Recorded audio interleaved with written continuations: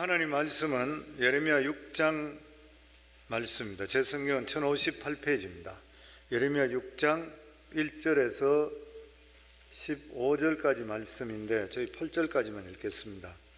예레미야 6장 1절에서 15절 8절까지만 읽습니다. 1058페이지 같이 읽습니다. 베냐민 자손들아, 예루살렘 가운데로부터 피난하라.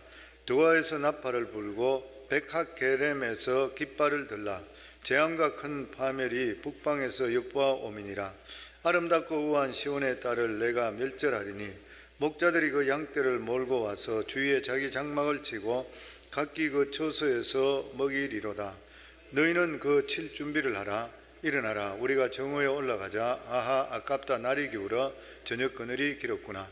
일어나라, 우리가 밤에 올라가서 그 요새들을 헐자 하도다. 만군의 여호와께서 이와 같이 말하노라. 너희는 나무를 베어서 예루살렘을 향하여 목책을 만들라. 이는 벌받을 성이라. 그 중에는 오직 포악한 것뿐이니라.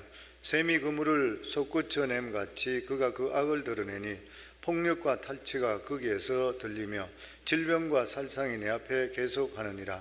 예루살렘아, 너는 훈계를 받으라. 그리하지 아니하면 내 마음이 너를 싫어하고 너를 황폐하게 하여 주민이 없는 땅으로 만들리라. 아멘.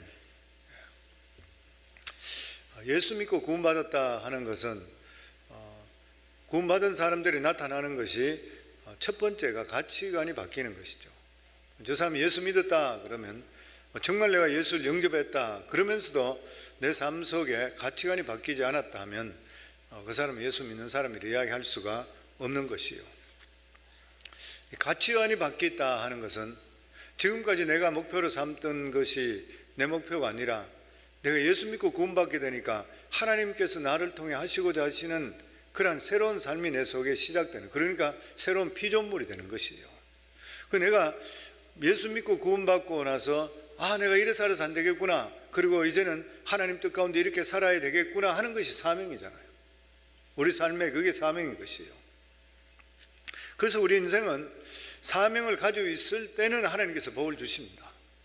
항상 하나님 지켜주시고, 늘 말씀드린 대로 사명이 있는 자는 사명이 끝나기 전까지는 안전하게 하나님 항상 지켜주시게 되어 있습니다. 어딜 가더라도 어떤 위험 속에서도. 예레미야 당시에 예루살렘은 이 하나님의 도성으로서 하나님의 그 뜻을 나타낼 수 있는 그런 도성이 되어야 되는데도 불구하고 하나님의 도성인데도 불구하고 사명을 감당하지를 못했습니다. 겉으로 볼 때는 예루살렘은 예전하고 똑같습니다. 여전히 변함없는 하나님의 도성이었습니다. 그 자리에서 예배가 드려지고 있었고, 그 이스라엘 백성들이 와서 때가 되는 것 같으면 제사를 지내고 그렇게 했습니다. 왜냐하면 그곳에 하나님의 성전이 있었기 때문인 것이에요. 그런데 이것은 어디까지나 외적인 것에 불과했는 것이지 실제로 예루살렘 성 안에는 조직적인 범죄가 행해지고 있었습니다. 즉 예루살렘에 있는 제사장이든지 관리들이 한 통속이 돼서 힘이 없는 사람, 연약한 사람, 이런 사람들을 핍박하기 시작했고, 그리고 철저히 파멸시키든지 그렇지 않으면 그들을 노예로 팔아버렸습니다. 그리고 돈 버는 데 대해서 탐욕에 완전히 이 사람은 정신이 없었습니다. 그러니까 예루살렘은 정의의 도시가 되어야 되는 것이고 공의의 도시가 되어야 되는데도 불구하고 예루살렘은 그 당시에 탐욕의 도시예요. 사기의 도시가 되었던 거예요. 하나님께서 이렇게 자기의 사명을 잃어버린 이러한 예루살렘을 그냥 두시지 않고 그 당시 세상에 가장 무시무시한 세력이었던 바벨론을 끌어들여서 철저하게 파멸시켜버립니다. 하나님의 도성이 있는데도 불구하고. 그래서 우리가 반드시 여기서 기회야 될 것이 뭐냐면은 이 세상에 가장 안전한 곳이 어디냐 하면 교회예요. 가장 위험한 데가 어디냐? 교회예요. 하나님의 도성이 있는 데가. 하나님의 도성은 철저하게 하나님 뜻 가운데 해야 되지 하나님 뜻에서 벗어나게 되면 가장 위험해지는 거예요. 성경적으로 우리가 말씀하고 있습니다. 그래서 교회는, 성도는 어떻게 해서든 간에 하나님 말씀대로 믿으려고 하고 살려고 해야 돼요. 그러면 하나님의 예비하신 복이라는 건 다 받게 되어 있습니다. 그렇지만 만약에 하나님 말씀을 팽개치고 사람의 눈을 그냥 속이고 자기 욕심만 채우려고 할 때는 교회가 가장 위험한 심판의 장소로 된다는 것이에요. 그렇기 때문에 교회는, 그리고 성도는 진리를 목숨같이 여겨야 돼요. 어떻게 해서든지 살아갈 때에 정직하고 공평하게 사셔야 돼요. 그래야지 하나님께서 복을 받아요. 교회 오래 다녔다고 해서 꼭 복을 받는 것이 아니라 내가 얼마나 하나님 뜻에 내 삶을 합쳐 살아가는 것인가, 거기에 따라서 그 사람이 진짜 복을 받든지, 그렇지 않으면 교회는 다니더라도 그냥 별 볼 일 없는 후 사는 것인지 결정되게 되어 있는 것이에요. 오늘 1절 말씀입니다. 같이 읽습니다. 베냐민 자손들아, 예루살렘 가운데로부터 피난하라. 또 드고아에서 나팔을 불고 백학게렘에서 깃발을 들라. 재앙과 큰 파멸이 북방에서 엿보아 옴이라. 하나님께서 베냐민 자손, 그 지역이 베냐민이거든요. 유다와 베냐민이 섞여 살았으니 여기는 베냐민 자손들아, 북방에서 큰 재앙과 파멸이 예루살렘을 향해서 오니까 예루살렘 가운데로부터 피난하라, 도망가라. 멀리 갈 수 있으면 멀리 갈 수 있도록 좋다. 예루살렘 쪽으로 피하지 말고, 그 당시엔 전쟁이 벌어졌다 그러면은 도성이 있는 성 안으로 들어갔던 사람들이. 근데 이번에는 하나님께서 이 성이 멸망하게 되니까 너희들은 성에서 빨리 도망가라, 멀리 가라. 왜냐하면 이번에 목표는 완전히 예루살렘이 그냥 무너지는 것이에요. 그런데 사람들이 이것을 믿지 않았던 그런 이유가 뭐냐면, 지금까지 한 번도 예루살렘이 함락된 적이 없습니다. 철옹성이었죠. 천혜의 기지였었던 것이에요. 그리고 하나님이 지켜주셨던 것이에요. 아무리 강한 적이 왔다 하더라도 공격하다가 함락하지 못하고 그냥 떠났던 것이에요. 그런데 이번에는 예루살렘이 함락할 것이라, 유다는 망할 것이라 그렇게 말씀합니다. 그 이유가 어디 있습니까? 하나님이 지켜주시지 않기 때문에. 하나님이 안 지켜주시면 아무리 철옹성이라도 무너지게 되어 있는 것이에요. 별 볼 일 없다 하더라도 하나님이 함께 하시면 그만큼 강한 성이 될 수가 없는 것이에요. 그러면서 2절 말씀입니다. 아름답고 우아한 시온의 딸을 내가 멸절하리니. 예루살렘을 어떻다고요? 아름답고 우아한 시온의 딸이라 그랬습니다. 하나님께서 하신 말씀이에요. 예루살렘, 왜냐하면 그것은 누구도 무시할 수 없는 하나님의 영광이 있는 그런 장소, 하나님의 무시무시한 능력이 나타났던 그러한 장소가 예루살렘이었습니다. 그래서 주위의 모든 사람들이 예루살렘을 다 동경했어요. 그곳에 살기를 원했어요. 그만큼 예루살렘은 거룩하면서 화려했고 또한 물질적으로도 풍성했습니다. 그러나 이 예루살렘을 실제적으로 지켜주는 것은 어떤 물질적이나 화려함이 아니었던 것이에요. 이 예루살렘을 지켜주는 것은 바로 하나님의 말씀입니다. 하나님 말씀이 살아있으면 하나님이 지켜주시게 되어 있는 것이에요. 그러면 하나님 말씀이 살아있게 되면 사람이 바뀌게 되었습니다. 변화의 역사가 임하게 되어 있는 것이에요. 그래서 예루살렘에 들어 사는 사람마다 사람이 바뀌는 거예요. 거룩하게 바뀌고 믿음적으로 살고, 이게 능력인 것이에요. 교회도 마찬가지잖아요. 교회가 크면 좋지요. 근데 사람이 하나도 변화되지 않는다면 그게 교회인가요? 사교 모임이잖아요. 교회의 능력이 무엇이에요? 변화잖아요. 우리 교회 와서 성도들이 살아가는 삶이 변화되게 되면 그게 하나님의 영광이에요. 그러니까 사도 바울도 자기가 전도했던 교회들, 데살로니가 교회부터 해서 여러 교회들에게 성도들의 변화된 모습을 보고 네가 내 차량이 멸류관이라고 그랬잖아요. 삶 속에 그런 것이에요, 보면. 그런데 어느 날부터 예루살렘의 가치관이 바뀌어 버렸습니다. 하나님 말씀을 보여잡고 그게 능력이 아니라 돈 벌고 잘 사는 거, 이것이 가치관으로 바뀌어 버렸어요. 언제부터 그래 됐어요? 저는 볼 때 히스기야 왕 때부터 그래 됐어요. 히스기야 왕이 나중에 병들고 나서 15년 생명 유지 받고 나서 사람들이 볼 때 죽을 왕이 다시 살아났다. 그리고 아수르 군대가 그곳에 와서 다 망했다. 18만 5천 명이 죽었다. 이래 되니까 그 당시에 신흥 강자 바벨론이 일어나고 있었잖아요. 바벨론에 사신을 보내는 거예요. 아주 잘 차리는 예절 사신이 와서 왕이 만수수를 하소서. 그러면서 어떻게 이 적은 나라에 이런 능력이 일어납니까? 그럴 때에 히스기야가 했는 것이 무엇이요? 하나님의 성전으로 데려갔어야 되잖아요. 하나님의 성전으로 데려가서 우리 여기는 하나님이 살려주신다. 하룻밤새 18만 5천 명이 죽고 죽을 나 같은 자도 하나님께 면벽에 기도했더니 하나님 살려주셨다. 이걸 해야 되는데 기분이 우쭐해가 데려와서 돈 잘 벌고 화려한 것 이런 것들 전부 자기들 보물 문을 다 열어가지고 자기들이 이렇게까지 화려하고 잘 살고 재산이 많다는 거 다 보여줬던 거예요. 바벨론에 쳐들어왔던 처음에 목적이 뭐예요? 그거 뺏으려고 왔던 거예요. 도적한테 다 보여줬던 거예요. 하나님이 거기서 마음속으로 섭섭하시고 진노하신 것이죠. 하나님께 살려주셨으면 하나님을 자랑해야 되잖아요.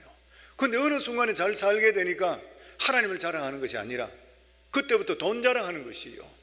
내가 이 정도 왔는 것이 내 능력이 있어서 왔고, 우리 입술 속에 끊임없이 하나님 하셨습니다가 있어야 되는데 그게 없어져 버리고 하나님, 야 내가 이렇게 장사해서 돈을 잘 벌고 내가 직장에 다니면서 내가 이렇게 했더니 내가 올라가고 온갖 이런 이야기만 계속적으로 그래 돼 버렸어요. 그러니까 예루살렘 사람들의 가치관이 그때부터 다 바뀌어 버려서 그냥 돈 잘 벌고 풍요로운 것이 그것이 최고로 생각해 버리는 것이요. 그래서 예루살렘은 다른 도시들과 똑같이 다른 나라와 같이 그들은 자랑하는 것이 뭐냐면 물질적입니다. 부자들이 많고 이런 것을 자랑하기 시작했던 것이요. 그런데 예루살렘은 어떤 도시가 되어야 돼요? 하나님의 영광을 나타내야 되는 거예요. 하나님의 영광 때문에 예루살렘에 존재하는 것이요. 그렇기 때문에 예루살렘은, 교회는 얼마나 하나님 말씀이 풍성하고 하나님 말씀으로 변화된 것을 자랑해야 돼요. 그러니까 교회도 우리 교회가 얼마나 부자가 많고 얼마나 높은 사람이 많고 이걸 자랑하는 것이 아니라 우리 교회는 어떤 사람이어서 이렇게 변화되고 삶이 바뀌었다는 것을 자랑할 수가 있어야 돼요. 그럴 때 하나님의 축복이 그곳에 임하게 되어 있는 것이에요. 그런데 예루살렘은 그 역할을 감당하지를 못했습니다. 예루살렘에 살 수 있는 길은 세상 욕심을 버리게 될 때 하나님이 축복해 주시는데, 그렇지만 그들은 하나님의 나라인데도 불구하고 하나님의 세워준데도 불구하고 세상 나라같이 되려고 했어요. 저희도 우리 성도님 살 때 세상 사람과 같이 추구관을 가지고 그대로 되려고 그러면 그 사람 망합니다. 왜냐하면 우리는 예수 그리스도로 말하면 하나님의 자녀돼서 우리 속에 성령께서 내주하시기 때문인 것이요. 우리는 가치관이 틀려야 돼요. 그래서 이 예루살렘은 하나님의 도성이 있기 때문에 그것에 회개가 있고 영혼을 살리고 이래야 되는데 이 도둑놈의 소굴이 되어버렸습니다. 예수님 하신 말씀대로 강도의 소굴이 되었습니다. 성전은 어떤 것이요? 내 집은 기도하는 집이라고 그랬잖아요. 그런데 그것이 다 없어져 버렸던 것이요. 누구든지 죄 지은 자마다 하나님께 나와서 회개하고 용서함 받고 새롭게 끊임없이 변화되고 그리고 살아가는 삶 속에 생수가 넘치는 장소가 예루살렘 성전이요, 예루살렘인 것이요. 근데 그렇게 되지 않았습니다. 예수님께서 마가복음 13장 14절에 보면 멸망에 가정한 것이 서지 못할 곳에 선 것을 보거든 읽을 자는 깨달을진저 그때는 유대에 있는 자들은 산으로 도망할지어다. 우상이 하나님의 성전에 서게 될 때는 망하니까 빨리 도망가라. 그 예루살렘이 그래 됐던 것이죠.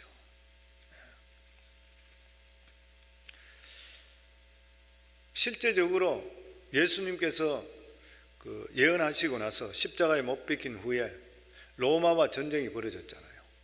그랬을 때에 그리스도인들 중에서 많은 사람들이 주님께서 말씀하실 때에 나중에 예루살렘이 어떤 모습으로 된다고 하는 그 모습을 했던 말씀을 가지고 있었기 때문에 피하라는 말씀을 가지고 많은 크리스천들이 어디까지 피했냐면 페트라까지 도망갔다 그래요. 근데 그 사람들 다 살아났대요. 그 안에 남아있던 사람, 예루살렘에 있던 사람은 로마 병정을 통해서 그때 예수님 당시에 예수님 지나고 나서 로마 군사를 통해서 안에 다 죽었잖아요. 얼마가 죽었어요? 110만 명, 역사가들이 110만 명이 그 예루살렘 성 안에서 다 죽었대요. 왜냐하면 바깥에 있는 사람 안으로 다 돌아있다가 다 죽어버렸어요. 그렇기 때문에 때로 가장 안전하다고 생각되는 것이 가장 위험한 것이 될 수 있는 것이요. 우리 3절 말씀입니다.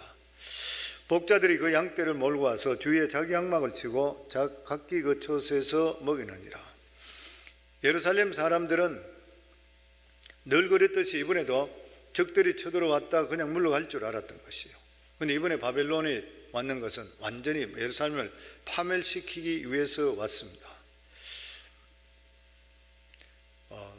어떤 병도 걸렸을 때에 참으면 남는 것이 있고 빨리 수술해야 되는 병이 있어요. 이것은 기다린다고 되는 것이 아니거든요. 지금 여기도 마찬가지예요. 바벨론이 공격이 왔을 때 예루살렘은 그냥 버티면 자기들이 이길 것 같아요. 아니라는 것이, 이 경우에는 빨리 자기들 내려놓고 항복하고 이렇게 돼야 되는데 불구하고 그렇게 하지를 않았던 거예요. 그래서 결과적으로 사람들이 다 죽었습니다. 우리 4절에서 5절입니다.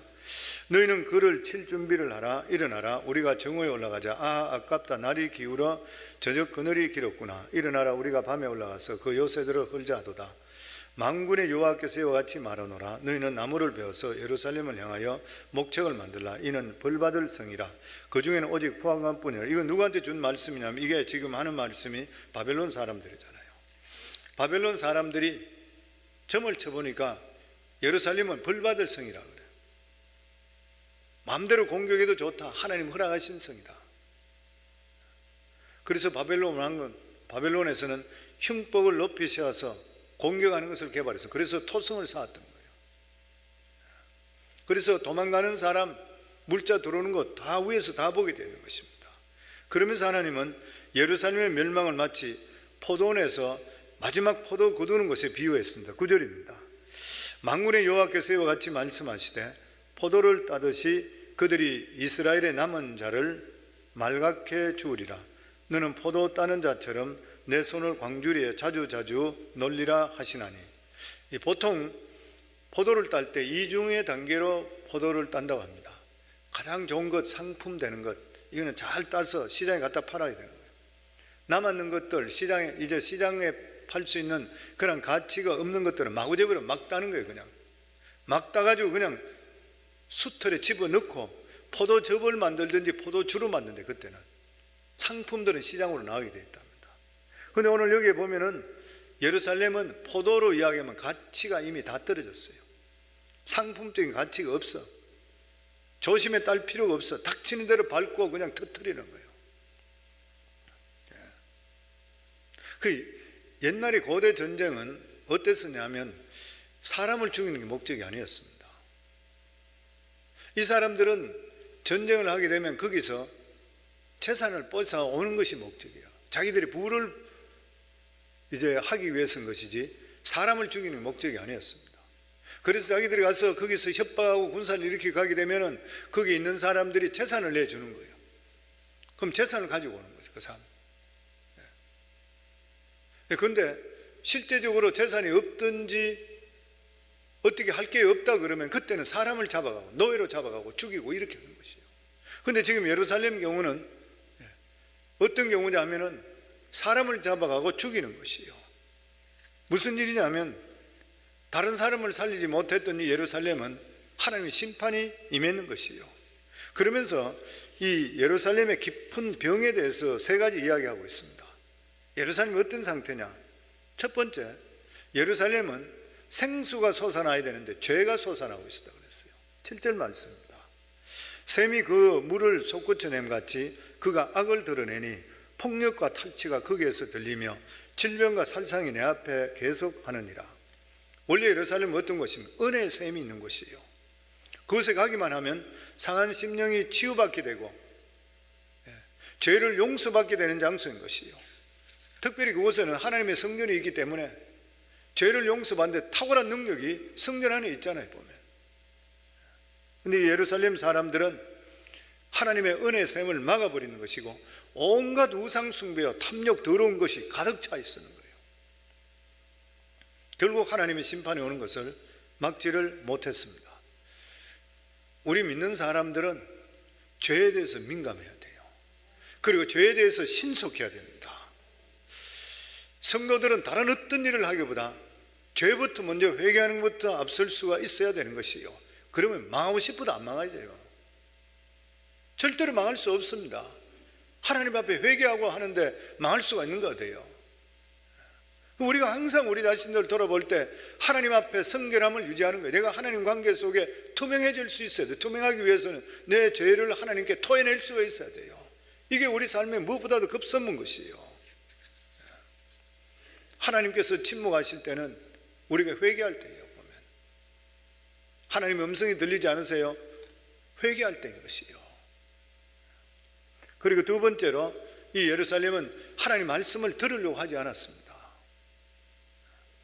8절에 보면 예루살렘아 너는 훈계를 받으라.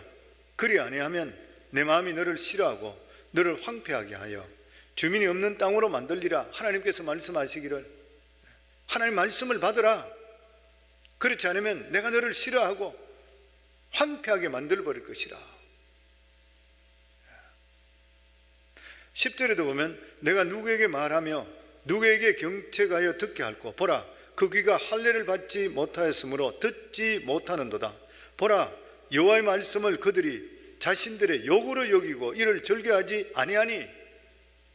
하나님 말씀이 증거되는데 욕하는 거로 듣는 거예요. 그러니까 하나님 말씀으로 너희들이 이러면 안 된다 꾸짖으니까 그걸 욕으로 받아들여 버려요.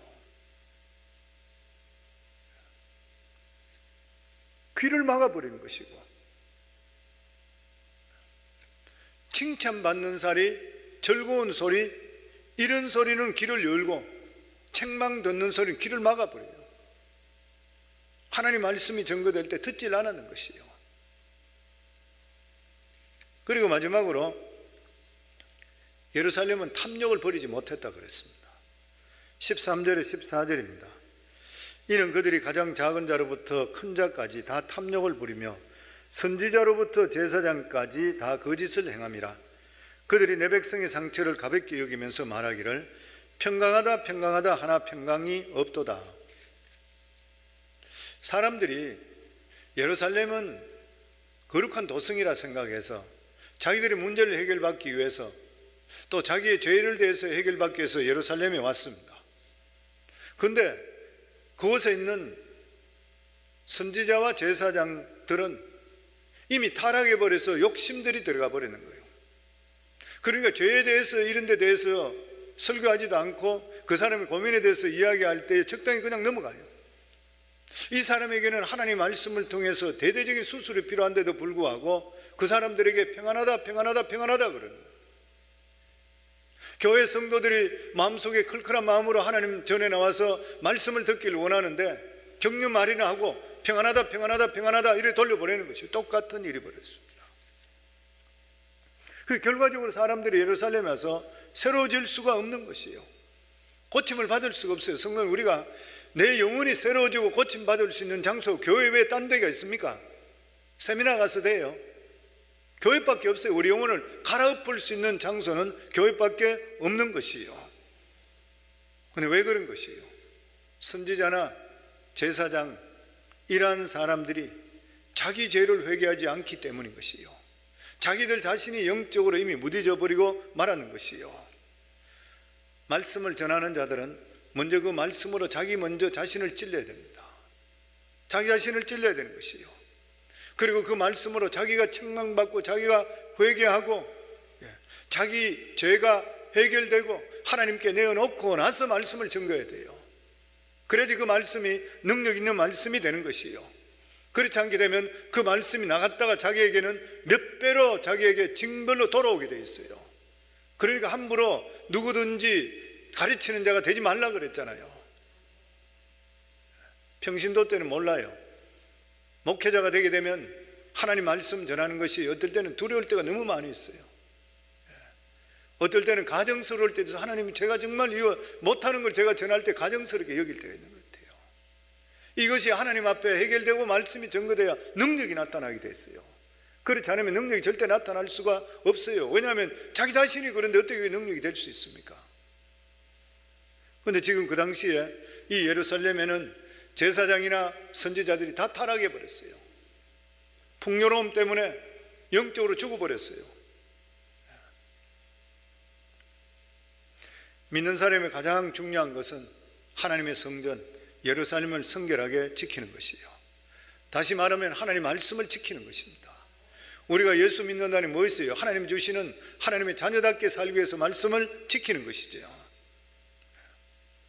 그런데 하나님 말씀을 지킨다는 것, 세상 재미와 동떨어진 것이 너무 많이 있습니다.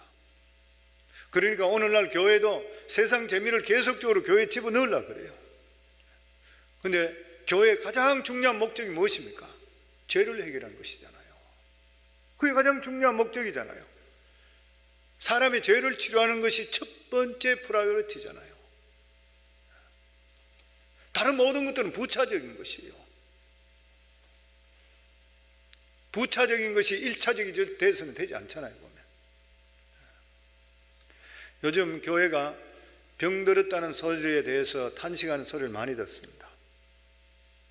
그 이유가 뭐냐면 목회자든지 성도들이라도 교회를 너무 쉽게 생각하는 거예요.